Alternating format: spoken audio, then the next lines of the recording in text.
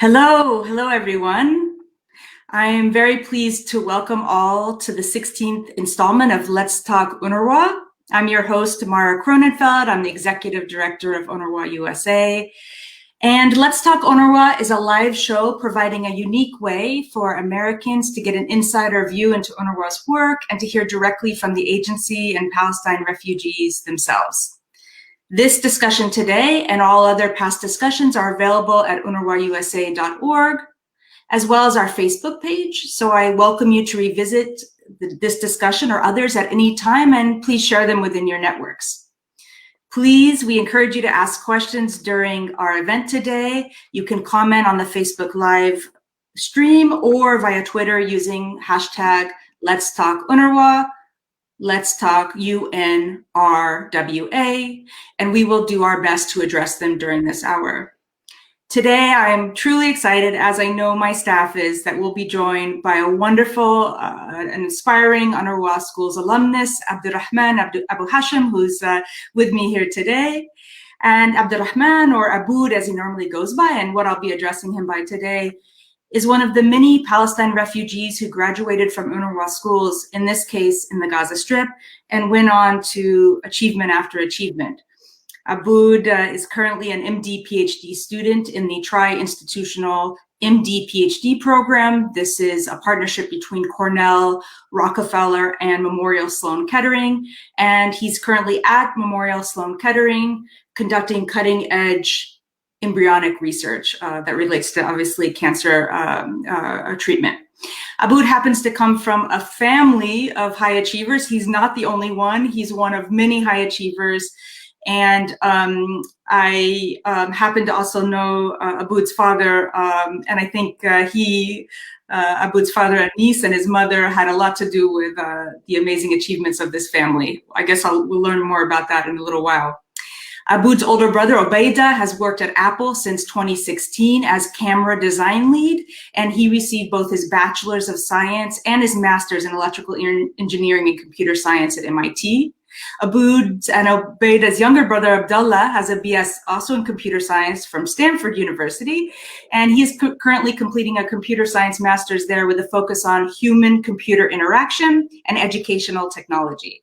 Abdullah was recently named one of Stanford's 3 2021 Rhodes Scholars. Mabruk, Abdullah. Meanwhile, their sister, Tasneem, graduated in pharmacology, and she's living in Gaza with her family, with her husband and children. And they have two other siblings still at UNRWA schools. I can't even imagine what amazing feats these two other siblings, a brother and a sister, will achieve in due time. So today, I'm really thrilled to be able to ask Abood about his childhood and upbringing and what elements he thinks contributed to the stunning achievements of this family. I will also ask Abood about Ramadan, as we're experiencing Ramadan right now here in the US, how he celebrates Ramadan, and what he wants most for his family and his friends back home in Gaza. Before we start, I want to remind everybody to please ask any questions in the Facebook stream or via Twitter. And why don't we just have everybody who's tuned in go ahead and start by telling us where you are tuned in from, if you don't mind. Please go ahead and put in the chat section where you're watching us from. Thanks. Okay, so Abood, now to you, to our guest. First, Ramadan Mubarak to you and your wife and your whole family.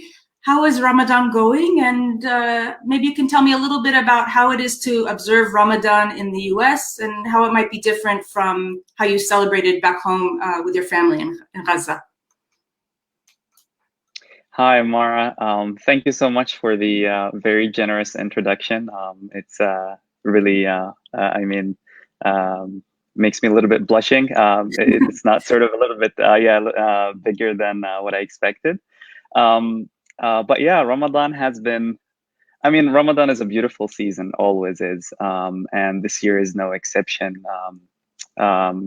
Despite the sort of specific or like special circumstances that we're going with COVID. This year has been pretty nice, pretty light. I think having a little bit mixed, we're still sort of getting out of the pandemic in the United States and New York. The workload is a little bit lighter than usual. And that, usually I wouldn't be so happy about that, but in Ramadan that is welcome.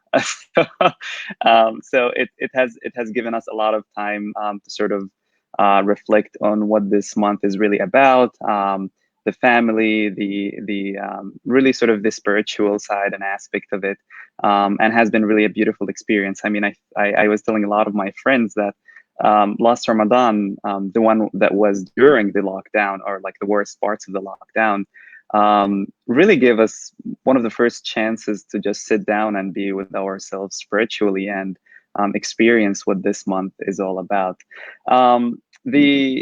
Generally speaking, the experience of Ramadan here in the United States has been, to me, quite unique, and one that I grew to love and appreciate over the past 8-9 years that I've been in the United States. It tends to be a little bit different from what is sort of happening back home. I think in my mind, I like to think of Ramadan as, or experience of Ramadan as, like two parts. One part is the spiritual part, the religious part, and the other one is sort of the social part. What I found really sort of fascinating is from the very first year that I came here to the United States, just as every student who leave their home, to go to study abroad, I was very homesick the first year I was here. But then at the end of the year, Ramadan came, and I was really sort of surprised by that the spiritual part of it actually lives on, and it's a part that transcends space and time. So that was really sort of a familiar part of my identity that was living through. It really is, though, the part that you miss is the social part. So, back home, that's the part where you gather around the same meal with the rest of your family, something that, in today's society, we don't do so much of. But this is a month where for 30 days, you sit down, every member of the family sharing the same food, sharing updates about ourselves, and really sort of just being together in that moment. And it also, that spirit extends beyond sort of the immediate family to the extended family in certain days where you have like sort of bigger iftars. And also sort of the congregated prayers. So that social part really is one that I missed dearly when I came to the United States. But through the time that I've been here, I met, amazing societies and sort of even different and diverse Muslim backgrounds and cultures of Ramadan. So that has also been unique and something that I really appreciated. I mean, the society in Boston and the society in New York are two that are, I think, some of the most unique sort of Muslim societies. And really also what was, I think, really helpful is that people, Americans in these places are very familiar sort of with these terms. So, your peers at work will realize that Ramadan started without you telling them. Your boss will not be as needy in Ramadan as other days. So it's a pretty, it has been a pretty nice sort of gentle transition into more of like doing Ramadan abroad in a Western society. But yeah, I mean, here or there in Gaza or in New York, it will always be a beautiful season. Yeah. Well, yeah, Abood, you spoke about your family, and I just want to make sure you saw that your father is watching from Gaza City and wishes us both well. I feel like we're all part of this larger family because I got to know your father when I was working at Abood East, and of course, AbuHashem, your father, is the director of Abood East office in Gaza, and we have stayed in touch, and then I've got to see. All of the successes of you and your brothers in the U.S. So it's been such an honor to know your family and continue to be able to interact with all of you. And I hope for a long time. So thank you, Anis, for writing from Gaza, and it's wonderful to be here talking to your son today. So moving on to our next question. Again, speaking about family. Clearly, you have you are part of a very successful family, and I want to understand, what do you think contributed to this stunning success? Obviously, I have an inkling that your father and your mother had something to do with this, given how wonderful they are. But I'd love to hear you express your thoughts about this. And thank you, Anis. Thank you, Anis. Yeah, of course. I like to think of, I think personal sort of success is a product, is sort of like a multifaceted, there is a multifaceted approach to produce this success. And in my experience, I think there are three critical things that were sort of very key to this success. One, the first one, and being the most important, honestly, is the family, as you mentioned, Mara, and I'll expand on that later. And the second important one is the immediate society around you. And the last one that is also indispensable, I mean, all of these are really sort of critical, is the education system that you're given, and the opportunities that you're presented with, to take advantage of. I grew up in a family that both my parents are refugees, Palestinian refugees from the village of Yibna, where my grandparents immigrated in 1948, and they settled in Rafah, sort of the southern tip city in Gaza Strip. And both of my parents grew in the same refugee camp there, and they met there, and they got married there. So I think the kind of circumstances I'm mentioning, this sort of situation or this environment that they were in before I came to this world, because I think it is critical to the values that they raised us on. When you grow up with this kind of scarcity and with this sort of need, sort of being stripped out of most of the things that you have, you really try to hang on to the few things that you can sort of control. And I don't like to think of my success as much as I like to think of my parents. My mother, who was in a refugee camp and had way less resources than I had, and she had even sort of harsher family circumstances. Her father passed away when she was very young. She managed to be one of the top 10 students in Tawjihi in Gaza back in the days. So if she was able to make that sort of achievement, which is just to give you this is a very sort of well-respected kind of academic achievement back home. So this tells you a little bit about the kind of things that she respects and appreciates.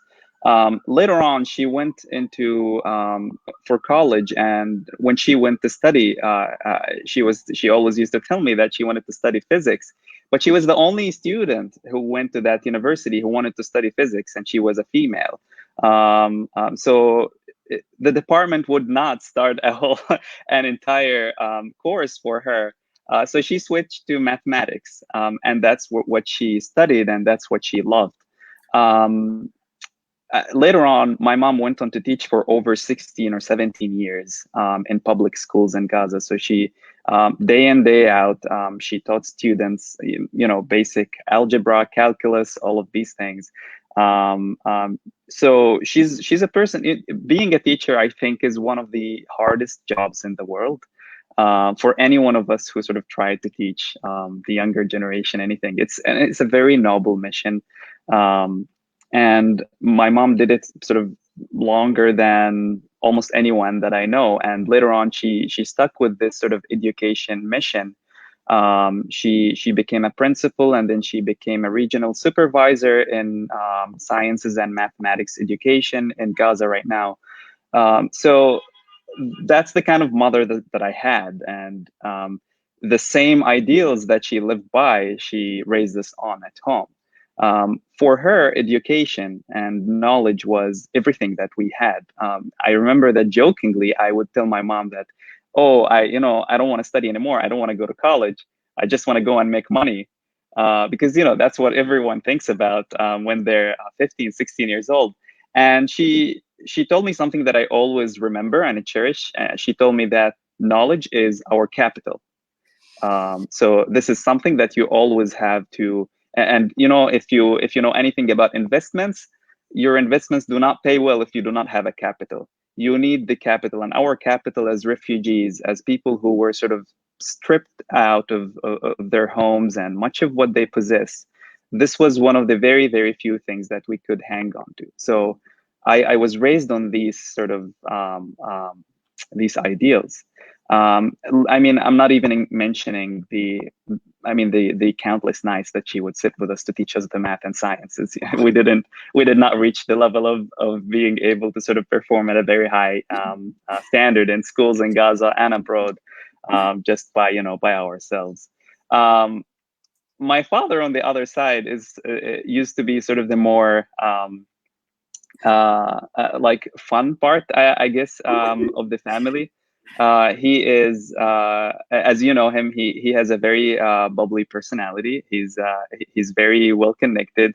He likes to connect with people, and he always believed in this mission of education. Also, just like mother, and a little bit in a different context. So he has been more focused on giving opportunities for Palestinian students to travel abroad and to study in different countries, which ultimately led to his current position as the manager of the Ahmed East office in Gaza, which aims to really sort of spread this education message inside Gaza Strip via teaching English language to students in very sort of large scale. I mean, thousands of middle school students from UNRWA schools, by the way, actually, through the Access program year in, year out. They have these annual programs where they have intensive courses in English to really become very acquainted with the language and able to sort of progress beyond these stages. And on the other hand, the sort of the external part, which is essentially looking for opportunities and scholarships for students to travel abroad. And their office, I mean, every year, dozens of students go out through a variety of scholarships, such as, I mean, one of the most famous one is the Fulbright, which is administered by, I think, the USAID. And many of these students come to the United States to study masters, to study PhDs. So this is the kind of environment that I grew in. That was the family. So education, wow, to me has always been the largest and most important part of my identity. Wow. Well, I always wondered how all three of you, at least those of you in the US and your sister Tansim in Gaza, all got involved in some sort of, science, computer science, engineering related profession. Now I understand it was from your mom's influence. And one of our viewers, Alia Busquet, says, what a great mother she sounds like. And that's, I would second that. And of course, I know your father and know he's such a great father. And as you said, the work of Ahmed East is so important in Gaza and in the Middle East in general. And I know how many students from Gaza came to the US via Ahmed East programs. And as you said, how many thousands have been learning English and learned English through Ahmed East English language programs. So we're so grateful for your work, Anis, and that of your colleagues. And so let me turn to UNRWA. Your parents were refugees themselves, as you're saying, and they do I understand it correctly that they were also educated in UNRWA schools like yourself? Yes. Or, wow. Mm-hmm. Yeah. And so maybe you can tell us how UNRWA services or how the UNRWA education benefited you and your parents. What are your memories of the UNRWA education in Gaza?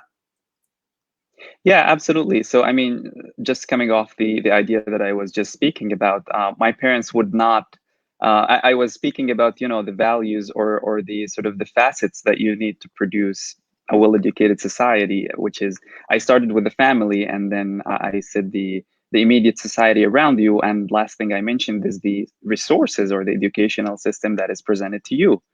And for us, that has been largely the UNRWA's work. And it hasn't been only for me, it has been for my parents, who, I don't think they would have been able, or they would have been sort of presented with the opportunities and successes that they themselves achieved if they did not get the opportunity to go to UNRWA schools and get really quite robust primary education for the circumstances that they were going through. I mean, to have an education that is so dependable to go for, from the 1st to the 9th grade for students who are living in a refugee camp is something that is unheard of. And this is a feat that is certainly many people have put a lot of time, sweat, blood, and tears into it. And the product was that we at least did not lose a generation in terms of knowledge and education. So I went through the same steps. I went into an UNRWA school from the first to the ninth grade. This is sort of the length of UNRWA education in Gaza Strip. And much of the kind of the robustness of the system, the kind of education levels that they try to deliver in things like mathematics and sciences, but also in literature and language, and the level of involvement that they try to get the students into beyond academics has been always something that made school something special when I was a kid. It wasn't only about learning and getting the grades. We had these beautiful events and almost daily sort of programs in the morning before classes start, where we present things. And this was the first place where I started to gain myself confidence and sort of like define my own identity, because when I was very early in these days, I used to present a lot at these morning programs. I used to read sort of pieces of knowledge to students, in front of students. I used to sing, and such things were really sort of created in a sense, a haven for children to be a little bit sort of detached from the rough reality that they're living under. It wasn't only an education; it was a place where kids could be present safely and grow for many hours a day, for years at end. So the UNRWA schools education, and until today, there are hundreds of thousands of students only in the Palestinian territories. That's not even counting people who are in UNRWA schools in other Palestinian refugee camps in Jordan and in Syria, Lebanon, and these services. Again, if they did not exist, I think the catastrophe that and the large loss that we suffered with the after the 1948 war would have been much, much worse if these facilities and these resources did not exist.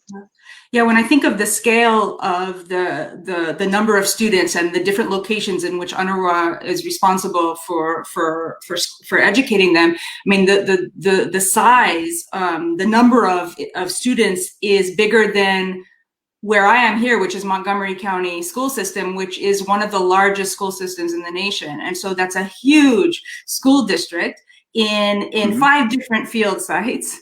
Some of which cannot be connected easily to one another for obvious political reasons. And the success that UNRWA has had, clearly in you and your siblings, but I know so many other families, is truly remarkable. And I've also seen studies recently that showed that those who graduated from UNRWA schools are actually approximately, on average, a year ahead of those who graduated from public schools in similar settings. So clearly, the education the education system is very, very effective.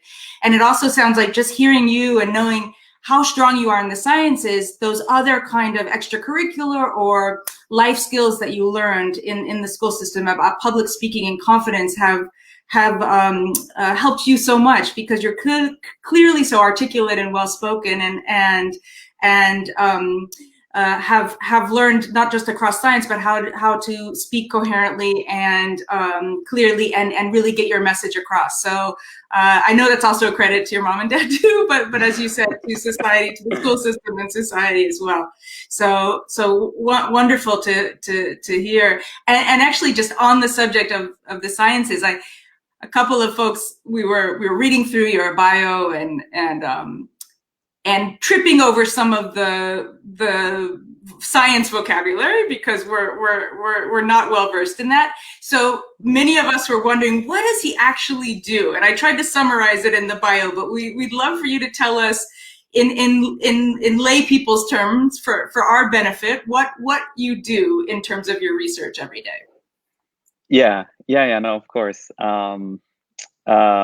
So I like to think one of the questions that captivated people since the beginning of time is, um, there is a number of them, but one of the main ones is, where are we? How did we get here? Um, and I think that question has two ends to it. One end is the sort of the religious, spiritual end, but then there is one end that a lot of people don't think about, which is the biology of actually how did we get here? How did we form in terms of shape? How did we grow to be the uh, uh, to have this beautiful diversity around us of people and creatures. So this question, I mean, is one of the dearest ones to my heart. So I wanted to go in and do a PhD to study, really looking at very, very tiny embryos. So exactly how each one of us started from a single cell and started developing and essentially specifying all these different tissues that do different things and different organs. Um, so what I study in lay terms is very, very early on, when a person is only a zygote, they start to sort of the embryo starts to divide and just increasing the cell number to make this huge uh, like person. So along this process, the tissues or the cells that start from the very beginning, they can actually make anything in the body. So at the very early stages, these, we call them the embryonic stem cells. And these cells, in the last 2 decades, we came to appreciate that we can control them, and these cells have the ability to make any tissues in the human body. So they can make a brain cell, or they can make a heart cell, or they can make a skin cell. And it all depends on the kind of instructions that you give to these cells, and the instructions in this circumstance being chemical instructions and signals. So I study exactly how the very early decisions are taken in the embryo, how the cells very early on start to decide that, okay, these cells are going to make all the organs that are inside us, which we call them the endoderm organs, so the liver, the lungs, the stomach, the intestine, and these other cells are going to make sort of outer organs, so the skin, and the another organ that is very related to the skin in that regard is the brain, actually. And then this sort of very early on specification event to specify cells is what I'm studying, and I'm trying to understand how cells organize this amongst them. It's so beautiful because it happens every time, and it happens every time correctly in embryos. And it's such an intricate and a hard, like it's a very orchestrated process that needs to happen in a very certain amount of time. Very certain amount of cells need to make this kind, and very certain amount of cells need to make that kind. Yet we do it every time successfully. So that's sort of the question that keeps me going. Now, the beautiful thing about this kind of science, and the reason why I'm at a cancer center, is because it turns out from our now like sort of deepening knowledge of cancer, is that cancer really makes also a cell decision, and that decision is kind of a malicious one. The cells go on and decide to revert or go into a cell type that is not favorable. So in order to be able to understand how cells change their identity and select a specific identity and commit to it, I'm studying it in the developmental context, because this is a context that happens normally and is repeated correctly every time. And we're trying to understand how could this go wrong in cancer. Cancer, really, we think of it as a lot of scientists think of it as a developmental disease, because the cells sort of revert and they start to multiply uncontrollably. And that's exactly how the embryo looks early in its days. It's a bunch of cells that are multiplying a lot and growing by large mass. So there are a lot of parallels, and this is the kind of science that I'm currently doing. Wow, I actually think that I understood that, and that's a testament to you and not at all to me. So, so just one question on that, and then we'll return to the subjects that the audience will all of us will understand a little bit better than this. But so in that early, so that would mean that in that early stage embryonic development, that a kind of cancer mutation would come much later. So in that early stage, pretty much everybody, you're saying, develops the same way, and those mutations don't start till later. And then you're looking at what a normal system looks like so that you can understand when there is a mutation later on in development, what is the difference and why? Is that, am I getting at it? Exactly. Kind of? Yeah, Okay. yeah. No, I mean, you hit the nail on the head. It's exactly that. I mean, we know for a fact now that several cancers develop when you actually reactivate these developmental programs. So a mutation would make a certain gene that should be only turned on very early on, turn on back again in the adult human, and that causes the tissue to start to sort of become cancerous. So this is the kind of connection that we're looking at. Okay, fascinating, fascinating. You made that extremely understandable, and I'm gonna turn from there to maybe embarrass you a little bit, because your father has said we miss your songs growing up at home. You had a wonderful voice. So be careful, we might ask you to sing later. No, I think you have enough qualities on display already. So I just turning to your family again. What do you hear from mom and dad about life in Gaza currently? You know, obviously between the ongoing years, over a decade long brutal blockade, the COVID-19 lockdown, and now, you know, a huge number of endemic cases in Gaza, of COVID cases. And I understand, unfortunately, that severe cases are rising, and even death. I know life has been a lot more difficult lately. So I would love to hear, you know, how your family's doing, how your friends are doing, those you talk to, because I also know, you know, having our colleague Hani, who just returned from Gaza, that despite these hardships, you know, families there have this amazing ability to eke out joy and ability to survive, and like your family, do well despite these circumstances. So just wanted to hear how they're doing, what folks tell you back home, and what we can tell Americans about what's going on there. Yeah, so I think I'll start a little bit, as you mentioned, Mara. The situation in Gaza before COVID has been quite a very unique one, and in a sort of not great way. It has been a quite tough one, and one of the reasons why it's been extremely tough is this blockade that started back in 2006 on Gaza, and still is going. And it's really a brutal one that is sort of only letting the minimum amounts of food that is enough for people to just eat and not die out of hunger.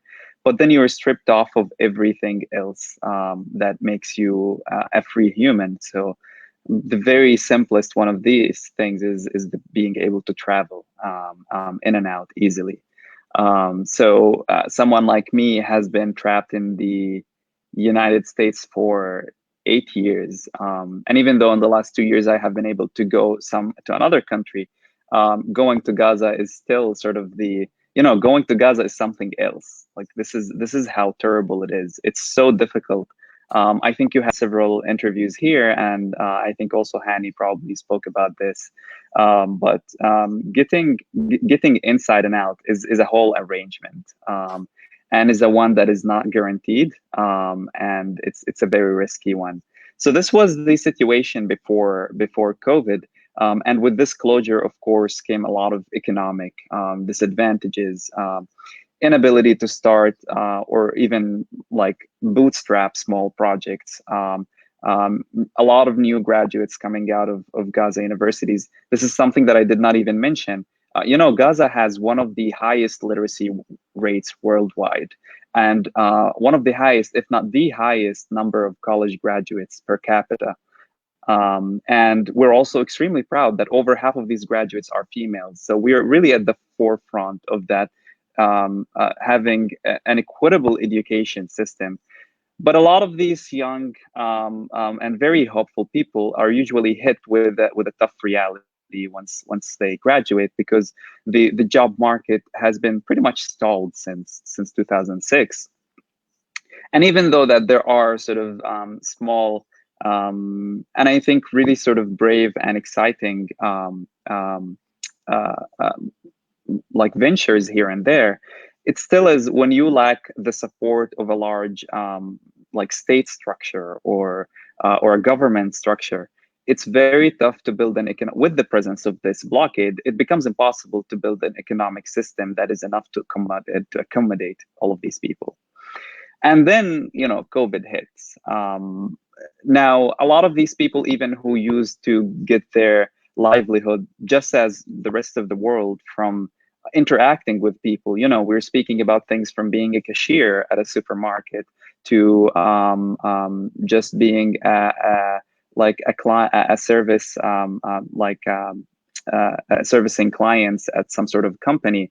All of these jobs and sources of income that relied on seeing people face to face were affected severely back home. And we were lucky enough in Gaza that the COVID sort of peak did not hit early on, due to very robust quarantine system that prevented travelers from getting inside Gaza, at least for another 2 weeks after 2 or 3 weeks of quarantining. But then, it's a virus, it's everywhere. It got there a few months later. And I think here is where the big issue happens. And a lot of infections erupted there. And currently it is going through one of the most horrible breakouts that I'm aware of. I mean, we hear about a lot in the news about the Indian breakout. If you look at it in per capita, you actually will realize that the breakout in Gaza is 2 to 3 times worse than the one in India, in terms of casualties and deaths. So it's a very tough situation. It's an extremely horrible one. Mix that with the crumbling healthcare structure, again, that is largely affected by the blockade. All of these things come back to this sort of root cause. Then you're having a perfect storm. And raising awareness and advising people can't go so long when you have most of Gaza's population live in these, ultra dense refugee camps, such as Sheikh Radwan or Shati. These are sort of strips of land that are only a few kilometers squared, where you have 200,000 to 300,000 people packed in there. So in these sort of situations, quarantining and hygiene, they can be so, at the end of the day, they can be so effective at preventing infections, but they can't be so robust, and they can't replace a well-prepared healthcare system, something that we do not have.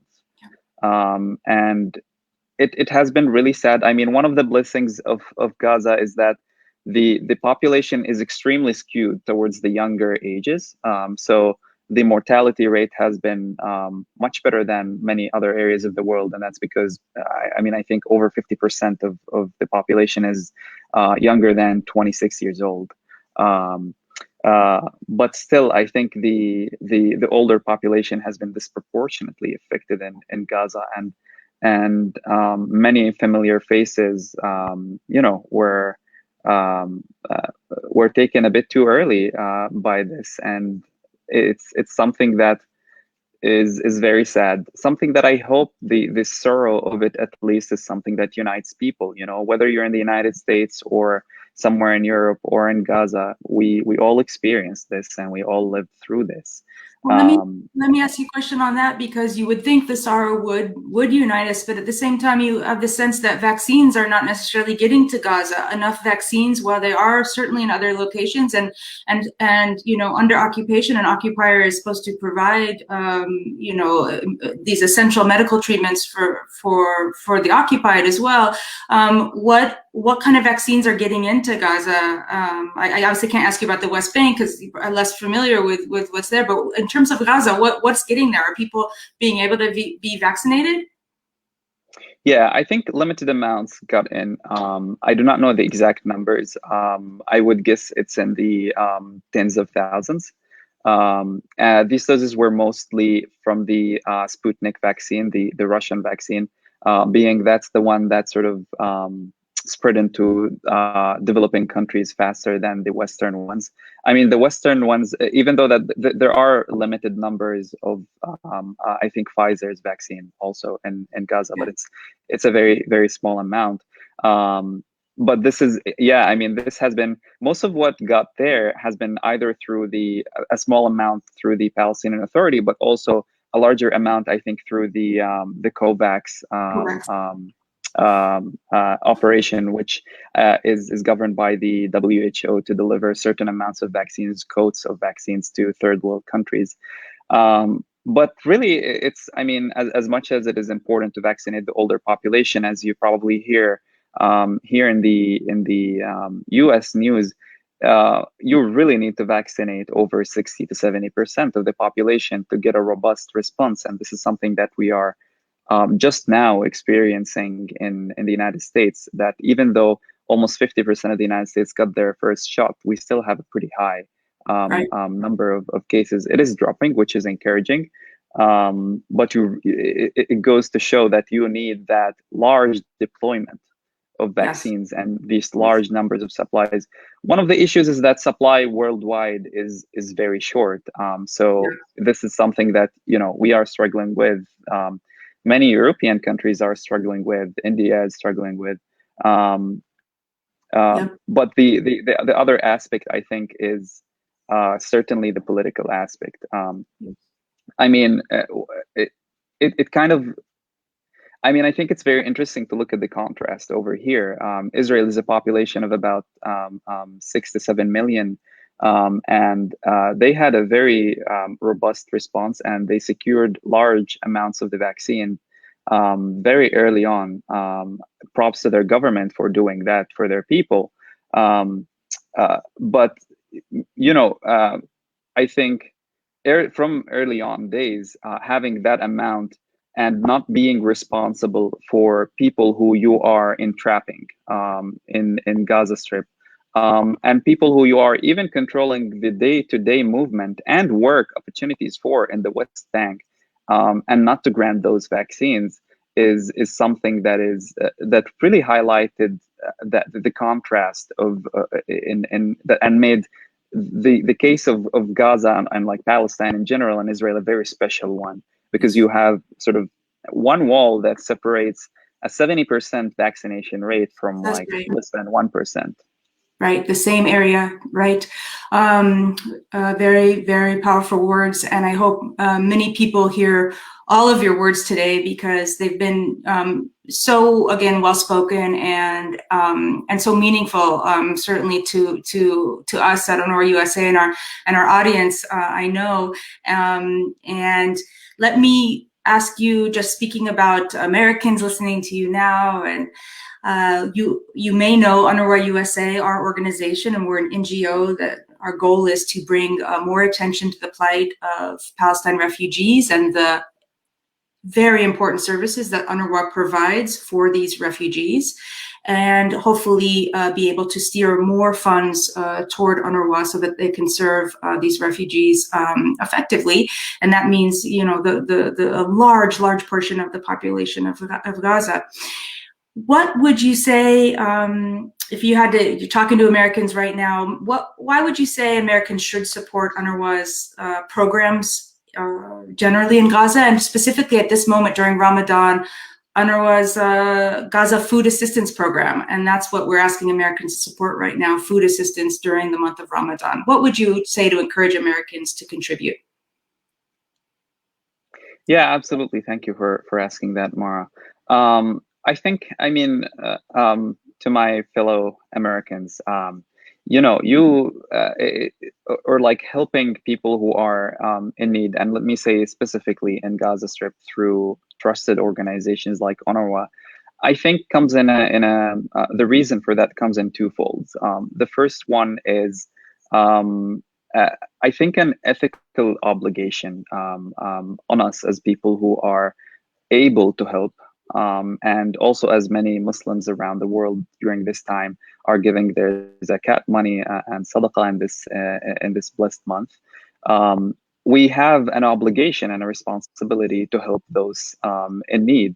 And particularly, the situation in Gaza has always relied largely on operations from UNRWA. I spoke about the education, but also as you mentioned, UNRWA does not only supply education; it supplies a lot of food supply for people who cannot afford it, and also the health sort of system. There is sort of like a para-health system for UNRWA, at least in Gaza Strip, and these services have never been so essential, being now under a terrible time of COVID, where people are not able to do the jobs that they are used to. The very little amount of money that they are able to secure, they can't do anymore. Many of them, and like compiled with the health crisis and losing potentially a family member, makes all of these things just like overall an extremely harsh time